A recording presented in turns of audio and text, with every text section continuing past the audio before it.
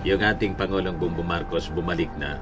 Pero before siyang bumalik kagabi, na-interview siya ng media tungkol sa naging desisyon ng Supreme Court sa impeachment case ni Sara Duterte. But whether she is guilty or not remains unresolved, sabi ng ating Pangulong Bongbong Marcos kahapon. Sabi dito sa report ng at malamag si Martin Romualdez, mga kababayan, na kinakasuklam ni Amy Marcos at ni Sara, yun ang i-endorse ng ating Pangulo na maging standard bearer. And your reaction, sir, sa naging pagboto po ng Senado to archive? Nasabi niyo, sir, ano kayo? Interested observer po kayo? Kaya nga, so I've observed that they voted to Congress na busisiin mabuti ang budget, lalo na yung kay Sara kasi questionable. Nagpapagang mga balita at pagtalakay sa mga isyu ng lipunan. Bulsa! Opinyon, banat at paglalantad sa katotohanan. Bulsa! What you see is what you get. You decide. Mga kababayan, si Dante Maravillas, Bicolano vlogger, broadcast journalist from Albay. Yung ating Pangulong Bongbong Marcos bumalik na. Pero before siyang bumalik kagabi, na-interview siya ng media tungkol sa naging desisyon ng Supreme Court sa impeachment case ni Sara Duterte na ang konstitusyonal na naging base ng mga senador para i-archive. Pinatulog muna, mga kababayan, pending the resolution ng Supreme Court doon sa final ng Congress na motion for reconsideration. So, ito yung sabi ng ating Pangulo kasi tinanong sa kanya ng media, yung desisyon niya ng Supreme Court did not clear BP Sara of corruption allegations. Yung kampo ni Sara, si Sara mismo, nag-celebrate kasama yung kanyang mga abogado doon sa Davao kasi na-archive yung corruption allegation sa kanya. Kasi sabi ng Korte Suprema, yung impeachment case niya unconstitutional. Pero sabi ng ating Pangulo, yung desisyon ng Supreme Court, hindi nililinis yung pangalan ni Sara sa corruption allegation. Madaling sabi, mga kababayan, yung aligasyon ng pangungurakot, kasama na doon yung aligasyon ng pagbanta sa ating Pangulo, nakadikit pa rin sa kanyang pagkatao. Hindi siya absuelto. Kaya madaling sabi, nothing to celebrate. Sabi ng ating Pangulo, Supreme Court ruling did not resolve Sara Duterte accountability. Press con, mga kababayan, doon sa before siyang umuwi kagabi mula sa India, Vice President Sara Duterte's impeachment case was dismissed on technicalities. But whether she is guilty or not remains unresolved, sabi ng ating Pangulong Bongbong Marcos kahapon. Sabi dito sa report ng Philstar, following the Senate's decision to archive the impeachment case, Marcos said that the Supreme Court ruling declaring raps against Duterte unconstitutional did not acquit her of any wrongdoing. There has been no trial. So the merits of the case have not been examined, tried, adjudicated, argued, discussed. So accountability just does not come into it, sabi po ng ating Pangulong Bongbong. Paliwanag ng ating Pangulo that the High Court's decision addressed only procedural issues in the House of Representatives. The people need to understand this is a procedural question. Sabi ng ating Pangulo, the court did not decide on the rightness or wrongness of the individual. Yun din, mga kababayan, yung sinabi ng Korte Suprema, hindi absuelto si Sara Duterte. Kasi po, yung petisyon ni Atty. Torion, nakasentro lang doon sa constitutionality ng articles of impeachment na ang kanilang aligasyon, mga kababayan, kanilang posisyon, multiple impeachment, yung final laban kay Sara Duterte. Technicality po, hindi man sa merito ng kaso. Kaya yung corruption allegation kay Sara, unresolved po, nakadikit pa rin sa kanya. Pati na siyempre yung pagbabanta, nasabi niya, no joke, no joke. Sa totoo lang po, ito ang rason kung bakit pabulusok ng pabulusok yung ratings ni Sara Duterte, pati yung Senado, damay. Kasi yung epekto nito, mga kababayan, lalong tumitindi ang paniwala ng ating mga mamamayan Pilipino na dinadaan sa technicality at ayaw mangyari yung impeachment trial kasi talagang nalunok yung milyon-milyon. Hindi kayang ipaliwanag kung paano nagastos yung milyon-milyon na confidential funds ng DepEd at saka ng Office of the Vice President. So sa paningin ng ating mga mamamayang Filipino, guilty po of wrongdoing, guilty of corruption. Itong si Sara Duterte. At habang pinipigil nila ng mga kakampi ni Sara, ng abogado niya, na mangyari ang trial, parang si Sara Duterte, mga kababayan, ay itinulak nila sa kumunoy na patuloy na lumulubog at malamang hindi na po makabangon. Her political career at kanyang ambisyon na maging Pangulo malilibing sa kumunoy. Courtesy ng kanyang mga abogado at mga kakampi na imbes itulak ang impeachment trial para malinis yung pangalan ni Sara at maging Pangulo sa 2028, ang magiging Pangulo si Martin Romualdez. Kasi po, talo na si Sara sa ratings. At malamang si Martin Romualdez, mga kababayan, na kinakasuklam ni Amy Marcos at ni Sara, yon ang i-endorse ng ating Pangulo na maging standard bearer at sumunod bilang presidente ng Pilipinas. Vice Presidente, si Gibo Teodoro o si Amina Pangandaman, DBM Secretary. From Mindanao din yun. Magandang katandem ni Martin Romualdez na from Visayas. Suportado ng Luzon na mismo yung ating Pangulong Bongbong Marcos taga Luzon. Vice Presidente taga Mindanao, si Amina Pangandaman. Or kung si Gibo, taga Luzon din. O di may balance. Igawan niya talaga, Mr. Maravillas. Pinapalitaw mo na yung mga posibleng maging manok ng ating Pangulo sa pagka-presidente. Si Sara Duterte nga po, ngayon pa lang, sige ng kampanya at may pinofloat ng pangalan si Harry Roque. Ang vice-presidente daw, si Robin Padilla. Yan ang pinofloat ni Harry Roque, mga kababayan. But anyway, pakinggan natin yung sinabi ng ating Pangulo. Ayan ba? One of the waivers po ng 1987 Constitution, si Attorney Christian Monsod said, it amounts to a dismissal. And you mentioned, sir, It amounts to a dismissal. no. Let me clarify that. The merits of the case were not examined by the Supreme Court. This is not doesn't mean this is not decide the merits of the case. It just talked about procedure. So the procedure was faulty, was lacking. So yun ang assessment ng Supreme Court. It has no bearing on the rightness or wrongness of the impeachment. And your reaction, sir, sa naging pagboto po ng Senado to archive? Nasabi niyo, sir, ano kayo? Interested observer po kayo. Kaya nga, so I've observed that they voted to keep them. I keep telling you, the executive has no role in this. The president has no role. I'm an impeachable officer. I cannot involve myself in any of this. So, it's really the Supreme Court, the Senate, and the House. So you're on that's where the decisions were made between on the issues between the House, the Senate, Supreme Court. The Supreme Court has decided, and like I said, that's it. That's the Supreme Court has decided. Well, again, we have already GOA, we have already all of this, and I'm sure the House and the Senate will start to conduct further investigations on this because it's really within their purview. So we have all of the mechanisms that are available to us in terms of checks and balances. All we have to do is try and get some answers. So, we have to make very, very clear to everyone that the Supreme Court decision does not have any bearing on the rightness or wrongness of the merits of the impeachment case. They're not saying that there was no wrongdoing. Neither are they saying that there was wrongdoing. All they're saying is that you did not handle it properly. That's it. That's why accountability just doesn't come into it here. It's an entirely highly tangential matter. It is not the central point of discussion. Importante na maliwanag sa tao yun. Kasi sinasabi, yung the natural reaction, hindi ka abogado. Hindi ko sasabihin mo. Sabi ng Supreme Court, hindi talaga totoo. Wala namang ginawang mali pala. Hindi yun ang sinabi ng Supreme Court. Ang sinabi ng Supreme Court, hindi tama yung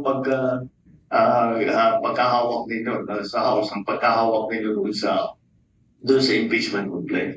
Yun lang. So, accountability doesn't come into it. It does not question our accountability whatsoever. Ang COA nandyan, they can examine all of this, and much of this will be, I'm sure, because we are coming up to the budget process.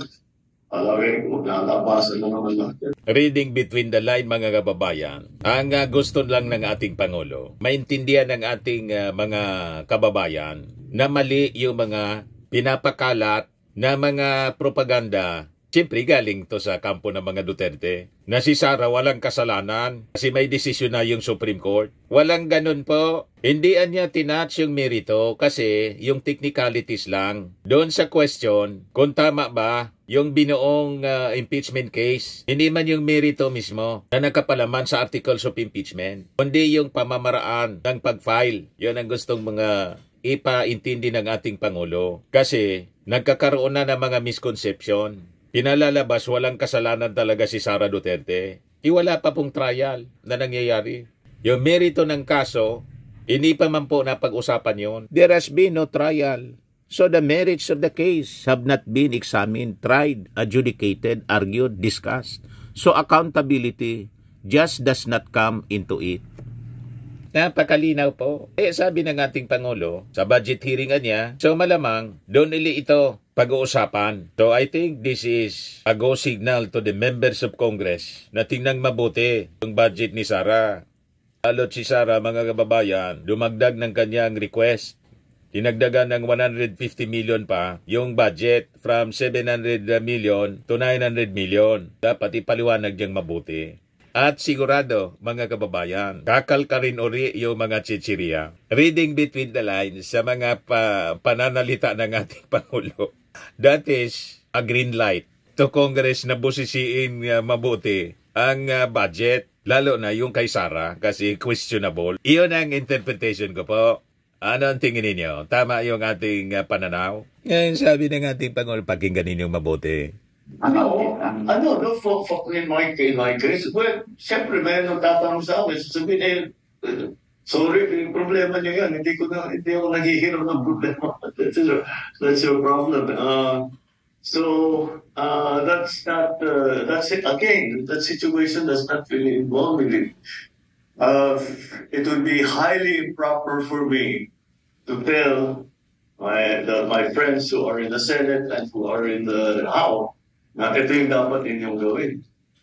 Highly improper yun. Pati na ako may impeach kung gagawin ko yun. Hindi mo gagawin yun. So yes, they ask, we talk about this, but it's not as if I try to direct their actions. That's the last thing I want. Besides, when this all started, I immediately came to the conclusion, I have no part in this. So we'll just continue doing our work. Mukhang tapos na. Ayaw ko kung mag-ewan ang house. Meron pa na. Yun. Well, then the process will continue. Pabayaan natin. But if the Senate has decided not to try the case, I don't know. Even if the Supreme Court reverses itself, I don't know what the will think. I don't really worry about it too much for myself. I just need to. There's so many things I need to do that I don't know. Those are my priorities. Nililinaw lang ng Pangulo yung kanyang stand, hands off siya kasi inakusa siya ng mga Duterte ni Sara mismo na ang nasa likod ng impeachment po yung ating Pangulong Bongbong. Kaya inuulit niya yung kanyang statement. Wala siyang kinalaman at hindi niya pinapakilaman kasi pag pinakialaman niya yan, baka niya pati ako ma-impeach. Pero malinaw yung ating sinabi ng ating Pangulo. Let me clarify. We have to make very, very clear to everyone that the Supreme Court decision does not have any bearing on the rightness or wrongness of the merits of the case. They are not saying that there was no wrongdoing. Neither are they saying that there was. So ang dongis sa muka ni Sara, hindi man po naalis. Kakargayin niya ito na dongis sa kanyang muka hanggat pinipigil ng kanyang mga abogado kasi yan ang gusto niya. Hindi man totoo yung sinasabi niya ang gusto pa rin niya ng bloodbath. Kasi kung gusto niya ng bloodbath, hindi na niya sana question sa Supreme Court yung articles of impeachment, yung constitutionality, kundi pinabuelo na niya yung trial sa Senado para maklear niya ng tuluyan yung kanyang pangalan. Kaya lang, iba man po ang nangyayari. So sa paniwala ng mga mamamayang Filipino na gusto ng trial para sa masagot ng maayos ni Sara, yung mga aligasyon laban sa kanya, 80% po pinipigil niya. Kaya bumubulusok yung kanyang rating sa survey kasama po si Chis Escudero. Damay-damay na. Para lang siya, mga kababayan, tumalon sa Kumunoy kasi tinulak siya ng kanyang mga abogado. Palubog ng palubog sa Kumunoy, mga kababayan, si Sara Duterte. Yan in effect ang kalagayan niya sa politika ngayon. Malamang sa malamang, hanggat hindi niya hinaharap ng maayos ang mga aligasyon, yung pangarap na 2028 presidential election, malamang matulad siya kay Binay, talo. Di ba? Very popular noon si Jojo Binay, talo. Corruption din yung aligasyon kay Jojo Binay. Hindi na po nakabangon si Jojo Binay. Tumakbong senador, talo. Tumakbo sa Makati, congressman, talo. Wala na. Yung mga anak, si Binay, panalo. Panalo pa ngayon. Pero yung tatay, hindi na po, mga kababayan. You see? Ngayon, i-share ko sa inyo itong sinabi ni dating Supreme Court Justice Adolfo Ascuna. Sabi po ni retired Supreme Court Associate Justice Adolfo Ascuna, the Supreme Court is saying, the Constitution is unconstitutional. Sa naging decision po, na i-declare na ang constitutional yung articles of impeachment. Lumalabas niya ang sinabi ng Korte Suprema na yung Constitution unconstitutional. Naloko na. Yun man talaga po yung nangyari. Mismo na yung Constitution naging unconstitutional. Paano nangyari yun? Di ba? Sabi niya rito sa People's Tonight Radio. Iginiit ni retired Supreme Court Associate Justice Adolfo Ascuna na nagtakda ng mga bagong requirements ang kataas-taasang hukuman sa desisyon nitong ibasura ang impeachment case laban kay Vice President Sara Duterte na pinagbasihan naman ng Senado sa pag-archive nito sa articles of impeachment. Sa panayam na sa kanya ng ANC noong Huwebes, sinabi ni Ascuna na kabilang sa mga bagong rules sa pag-ahain ng impeachment ang paglaraos ng hearing, paglalatag ng lahat ng ebidensya at pagpapatunay na nawaan ng magkabilang panig ang mga kaso na pawang wala sa 1987 Constitution. Nagdagdag ng requirements yung Supreme Court na wala man sa Constitution. So, in effect, ang sinasabi, sabi ni Ascuna, ang sinasabi ng Supreme Court, yung Constitution ay unconstitutional. Kaya kailangan talaga po i-review. Saan ka nakakita na yung Constitution na mismo naging unconstitutional? It can never be po na ang Supreme Court mas supreme pa sa ating saligang batas. Yan ang ibig sabihin, mga kababayan, ni Adolfo Ascuna. Kaya sabi dito, kabilang sa mga bumalangkas sa saligang batas noong 1987, binigyang diin ni Ascuna na ang tanging trabaho ng Korte Suprema ay i-interpret ang konstitusyon at hindi baguhin ito, partikular na ang rules sa impeachment. Sabi niya, the power of judicial review is part of the balancing of the Constitution. Thus, that does not mean the Supreme Court is above the other co-equal bodies. Paglilinaw ni Ascuna, the Constitution is above them all. Kahit yung presidente po, hindi pwedeng yung ginagawa ng presidente ang konstitusyonal, labag sa konstitusyon. Pati ang Supreme Court. Itong sinabi po ni Bato, maling paniwala na ang mas mataas niya sa Supreme Court, yung Diyos na mismo. Kaya dapat anya natin sundin yung naging desisyon ng Supreme Court. Mali po yun. Kung yung desisyon ng Supreme Court labag sa konstitusyon, hindi pa pwedeng sundin natin. Kailangan we appeal to the Supreme Court na i-review. Kaya nga po, may motion for reconsideration. Ibig sabihin, pwedeng ma-reverse. Kasi ina-acknowledge ng Supreme Court na pwedeng may mali sa desisyon na pwedeng baguhin. Kasi kung hindi, di final na sana. Tama po? Kasi nga po, hindi pwedeng yung desisyon ng Supreme Court labag sa konstitusyon. Dapat ang desisyon ng Supreme Court ayon sa konstitusyon. Yan ang paliwanag po ng mismong framer ng konstitusyon. Hindi po kung sino-sino lang. Authority to speak. Tulad po ni Ascuna. Yan the Supreme Court is saying the Constitution is unconstitutional. In effect, ganon ang nangyari. So hindi pwede po napabayaan natin ito. Importante na ang tinig ng mga matitinong tao na wala na sa katinoan yung iba po dahil siguro sa utang na loob. Di ba? Ganon. Pag mga kababayan, yun na ang mangyayari. Talagang mawawala ang tiwala ng ating mga mamamayang Pilipino sa ating judiciary. O ngayon, dito sa statement ng ating Pangulo, ito yung mga reactions ng mga netizens. Sabi ni Carl Franz Traso Gomez, so he is giving a hint to do it properly and make sure it will end up at the hands of the Senate. Got it, House of Representatives? Do your work properly. He wants result. Tama yung reading ng netizens. In effect, yun ang pinapahiwatig ng ating Pangulong Bongbong Marcos. At itinatama din niya yung mga propaganda na walang kasalanan si Sara. Wala pa anyang trial. Hindi man anya tinatch yung merito, kundi technicalities yung nangyari. Sabi ni Randy Brasam, the Supreme Court voted in favor of the Vice President and declared unconstitutional because of technicalities. However, the people of the Philippines versus the Vice President is waiting for hope next year as they seek to file new complaint after 1-year ban. On the other hand, the minority is hoping to get a miracle from the Supreme Court. Sabi po ni Paul Pagirigan, a big salute to the President. Sabi ni James Manimtim Isguera, what is more important to the Filipino people? Matters of justice or matters of procedure? Whose interest should public officials serve? Remember the maxim that justice delayed is justice denied. I pray that people will remember the apathy showed by those in power on matters pertaining to justice and accountability. Sabi ni Hermina Salazar, delaying tactics of cheese. Sabi ni Elizabeth Tibay, buti na lang nasa ICC yung ama ni BP Sara. Kung hindi, ganyan rin mangyayari. Hindi pa panagutin ng Supreme Court.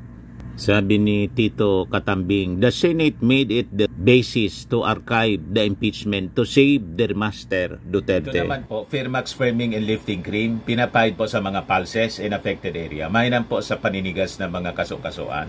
Ito naman po, Automax Radiant Serum. Sa mukha naman yung application, anti-aging po siya. You will look 10 years younger than your age. Sa mga cancer patients naman po, baka lang gusto ninyo itong itry. Nengsa Red Mix Fruit Drink.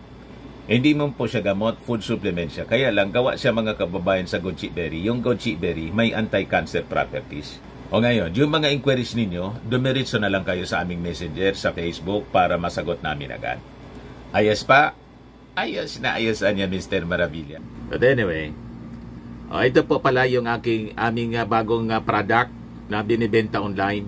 I am worldwide amazing pure organic barley powdered drink mix from Australia. Negosyo to ng aking anak na architect entrepreneur Riz Maravillas. Ayan po. Kontakin na lang po ninyo siya, Riz Maravillas on Facebook. Ang mga health benefits niya, boost immunity, improves digestion, enhance energy levels, packed with antioxidants, prevent cancer. Sa mga nagana po ng malinis and spacious fitness gym, pumunta lang po kayo sa aming Colossal Fitness Gym. May Grab car rental din po kami. Ito naman po yung bago naming product na binibenta online. Eye Glow Serum, whitening po siya. Tingnan ninyo yung epekto sa aking anak na architect before and now. Yung mga inquiries po ninyo, dumiretso na lang kayo sa kanyang Facebook account, Riz Maravillas.